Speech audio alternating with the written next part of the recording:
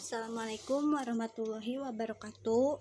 Selamat pagi anak-anak ibu. Kumaha damang sadayana.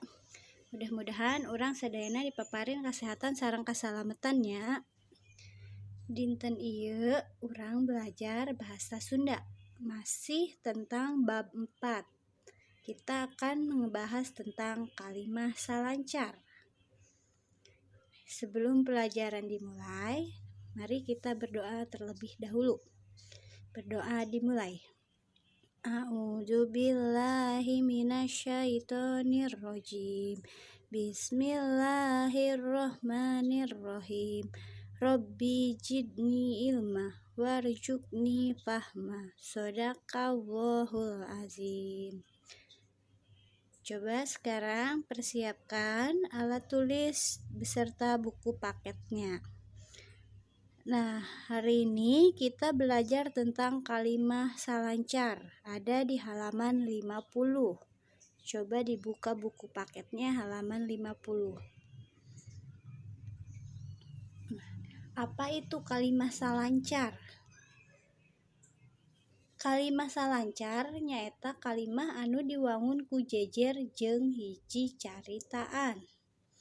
Maksudnya itu adalah kalimah salancar adalah kalimat yang dibangun oleh satu subjek dan satu predikat.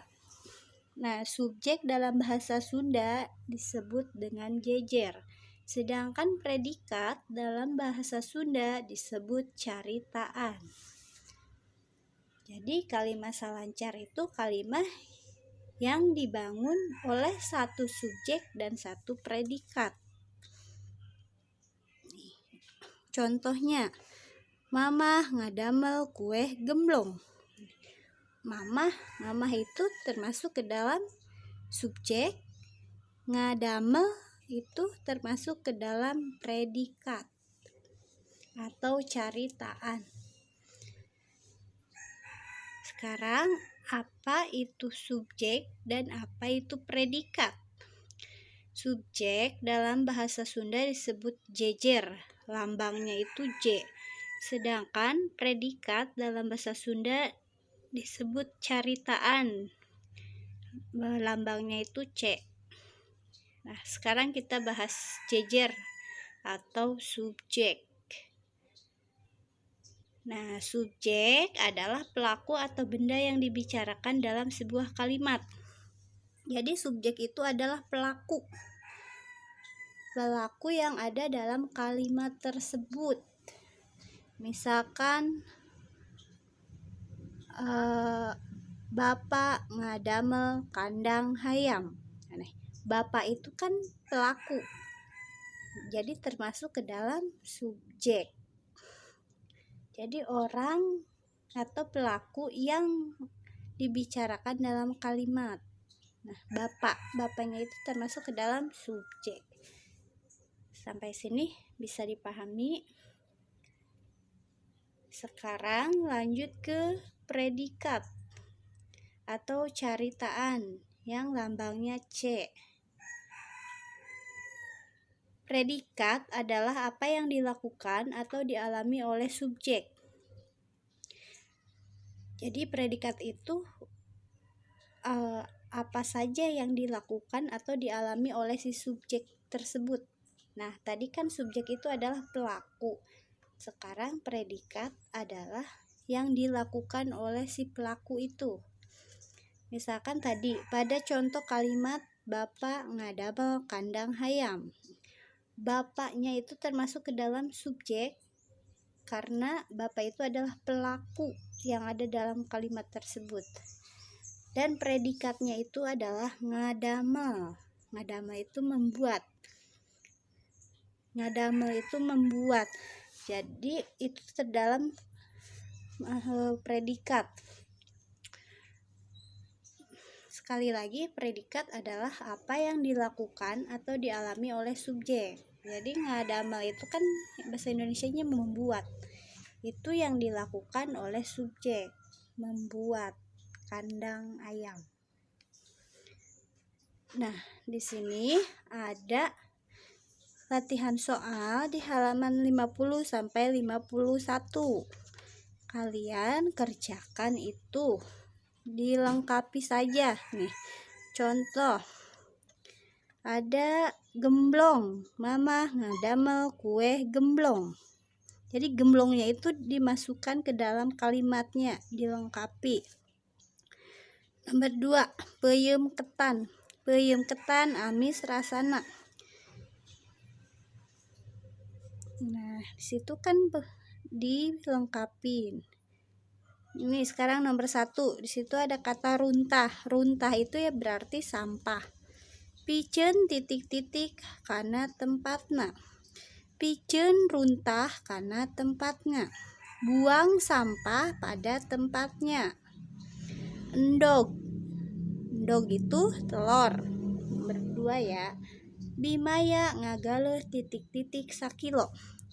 Bimaya membeli titik-titik sekilo. Jadi endognya itu dimasukkan ke dalam kotak biru ini, dilengkapi menjadi Bimaya ngagaleuh endog sakilo. Lanjut nomor 3, Nana titik-titik cau sasikat. Nana membawa pisang sesikat itu separoh ya gitu tuh, yang beberapa biji tuh masih nempel-nempel, apa ya sebutnya. Lanjut nomor 4, titik-titik keur lari pagi. Titik-titik lagi lari pagi. Nomor 5, barudak keur titik-titik bahasa Sunda. Anak-anak sedang titik-titik bahasa Sunda. Diajar itu bahasa Indonesianya adalah belajar. Nomor 6, titik-titik panyodok runtah. Titik-titik untuk menyedok sampah. Nomor 7, lauk. Lauk itu ikan. Lauk bahasa Indonesianya adalah ikan. Bi Minah keur meresihan titik-titik. Bi Minah sedang membersihkan titik-titik. Nomor 8, ada kata ngagoreng. Ngagoreng dalam bahasa Indonesia adalah menggoreng. Bi Icih keur titik-titik bala-bala. Bi Icih sedang menggoreng bala-bala. Bala-bala itu gorengan, bakwan. Nomor 8, nongton. Nongton dalam bahasa Indonesia adalah nonton. Subro nuju nonton televisi. Subro sedang menonton televisi. Nonton dalam bahasa Indonesia adalah bisa nonton ataupun bisa menonton. Sekarang nomor terakhir, 10. Ada kata sasapu yang berarti menyapu. Teh Mina nuju titik-titik di buruan. Teh Mina sedang menyapu di halaman. Buruan itu halaman. Nah, sampai sini bisa dipahami. Jadi untuk tugasnya sekali lagi kerjakan halaman 50 sampai 51. Kalian tinggal melengkapi saja. Nah, seperti biasa disetorkan via WA saja ya. Terima kasih untuk segala perhatian dan kerjasamanya. Mohon maaf apabila banyak kesalahan ataupun kekurangan dalam penyampaian materi hari ini. Tetap semangat PJJ-nya. Tetap jaga kesehatan. Jangan lupa rajin cuci tangan dan juga menggunakan masker. Terima kasih. Hatur nuhun. Wassalamualaikum warahmatullahi wabarakatuh.